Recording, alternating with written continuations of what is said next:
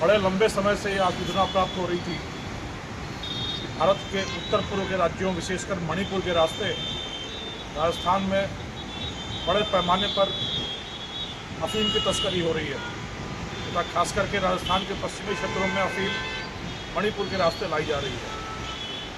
लगातार मिल रही ऐसी सूचनाओं के बाद एएनटीएफ की टीमों ने कमर कसी और 3 बार 10-10 दिनों का कैंप कराया गया एएनटीएफ की विशेष टीमों का मणिपुर में। वहाँ पूरे इलाके का सर्वेक्षण करके इस तरह के सभी सूत्रधार तत्वों का चिन्हीकरण किया गया और उसके बाद एएनटीएफ ने एक ऑपरेशन का नामकरण किया, ऑपरेशन जमुहार। सभी सूत्रधारों, संपर्क सूत्रों के पृष्ठभूमि, कार्यकलाप और तौर तरीकों के आधार पर ऑपरेशन का नाम रखा गया ऑपरेशन जमुहार।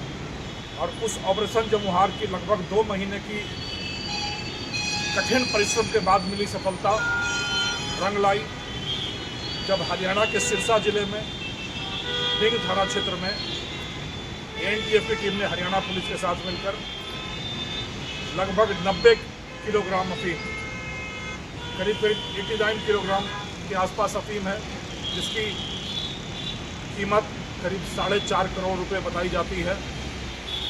वो धर दबोचने में एएनटीएफ को हरियाणा पुलिस के साथ मिलकर एक बड़ी सफलता मिली है।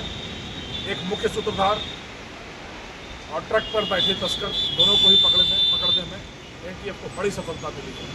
यदि इस पूरी सफलता की बात की जाए तो हाल के दिनों में मणिपुर तो क्या, किसी भी तरीके से पकड़ी गई अफीम की सबसे बड़ी खेपों में से यह एक है।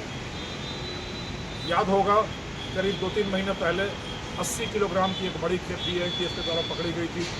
अपने उस कीर्तिमान को ध्वस्त करते हुए, उससे और आगे निकलते हुए करीब 90 किलोग्राम अफीम, मणिपुर से लाई गई अफीम को बरामद करने में एएनटीएफ को सफलता मिली है। अगर इस पूरी कहानी की बात की जाए तो एक मुख्य सूत्रधार सुखराम पुत्र हरिराम निवासी पाली, जिस पर बड़े लंबे समय से एएनटीएफ की नज़र थी, या लगातार मणिपुर से राजस्थान का आवागमन कर रहा था और उसी आवागमन के क्रम में एक बार फिर यह मणिपुर गया, लंबे समय तक रहा, माल जमा किया और वहाँ से मिजोरम की गाड़ी खरीद कर लखनऊ आया। लखनऊ आकर इसने अपने महिला मित्र के साथ मौज मस्ती की, नैनीताल गया,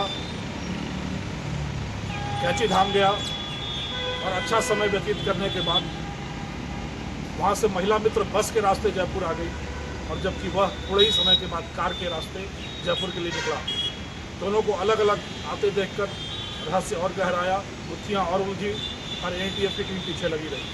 महिला मित्र जब जयपुर उतरी, खाली हाथ अपने ठिकाने पर पहुंची तो एएनटीएफ ने उस पर हाथ नहीं डाला।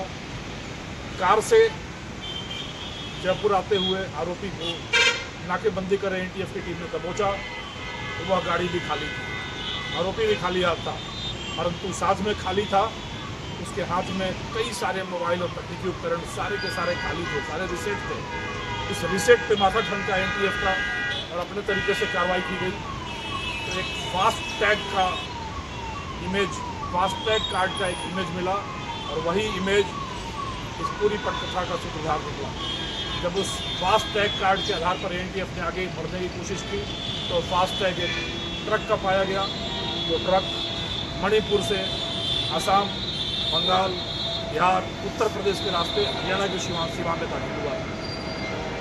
इस सूचना के साथ ही रहस्य गहराता गया, शक पुख्ता होता गया और एएनटीएफ की 3 टीमें गंगानगर, हनुमानगढ़ और नागौर की टीमों को उस ट्रक के पीछे लगा दिया गया।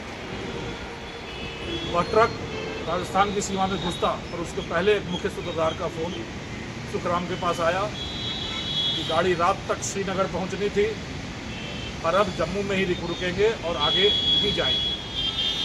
इस कोड वर्ड का मतलब एएनटीएफ को समझ में नहीं आया और जब सख्ती से पूछताछ की गई तो उस कोड वर्ड का खुलासा हुआ। श्रीनगर यानी जोधपुर, गाड़ी जोधपुर जानी थी, अब जोधपुर नहीं जाएगी, बीच रास्ते में ही माल का निपटारा किया जाएगा क्योंकि यह शक हो रहा है कि पुलिस पीछे पड़ी है।